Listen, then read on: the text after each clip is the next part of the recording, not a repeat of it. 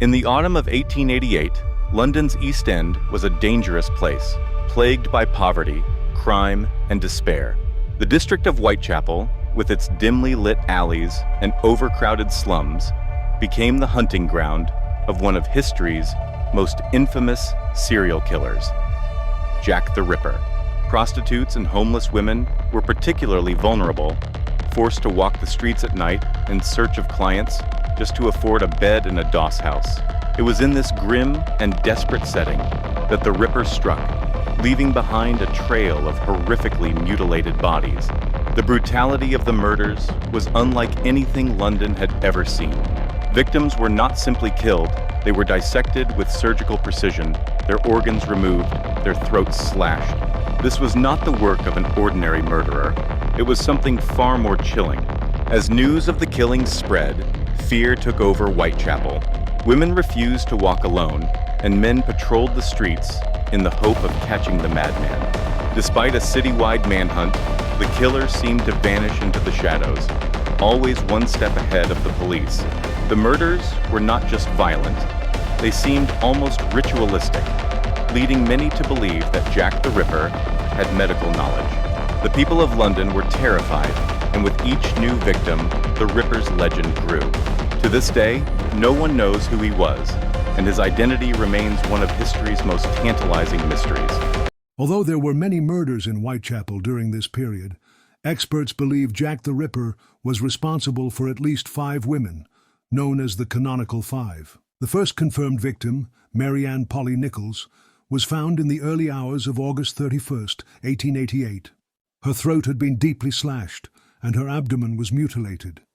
Just over a week later, on September 8th, Annie Chapman was found with similar wounds. Except this time her organs had been removed and placed beside her body. The killer was escalating. On September 30th, Elizabeth Stride and Catherine Eddowes were murdered within an hour of each other, an event later called the Double Event.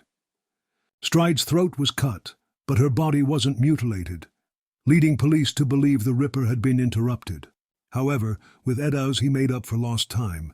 Her kidney and uterus were taken, and her face was savagely disfigured. The final victim, Mary Jane Kelly, was murdered on November 9th in her own room.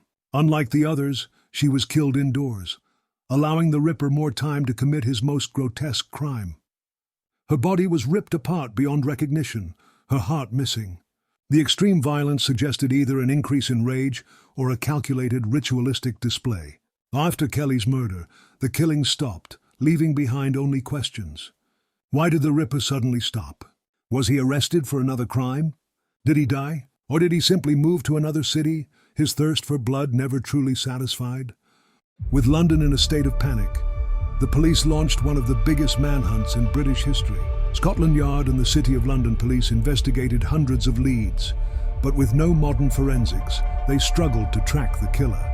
Witnesses described a man in dark clothing with a mustache, but in the overcrowded streets of Whitechapel, such descriptions were useless. The police received over 1,000 letters claiming to be from the killer, but 3 stood out. The Dear Boss letter first introduced the name Jack the Ripper. The Saucy Jackie postcard referenced the Double Event, and the From Hell letter came with a piece of human kidney supposedly taken from Catherine Eddowes. Some believe the letters were hoaxes written by journalists, but the From Hell letter, with its gruesome gift, remains a chilling mystery. One of the most significant clues was a chalk message left near Eddowes' body. The U's are the men that will not be blamed for nothing. It could have been written by the Ripper or simply been an unrelated piece of graffiti, but police erased it before it could be properly documented, fearing it would incite riots. Despite their efforts, the authorities never got close to catching the Ripper. The streets were poorly lit, the crime scenes contaminated by curious onlookers, and suspects came and went without proof. In the end, Jack the Ripper simply faded into history, his identity unknown, his crimes unsolved.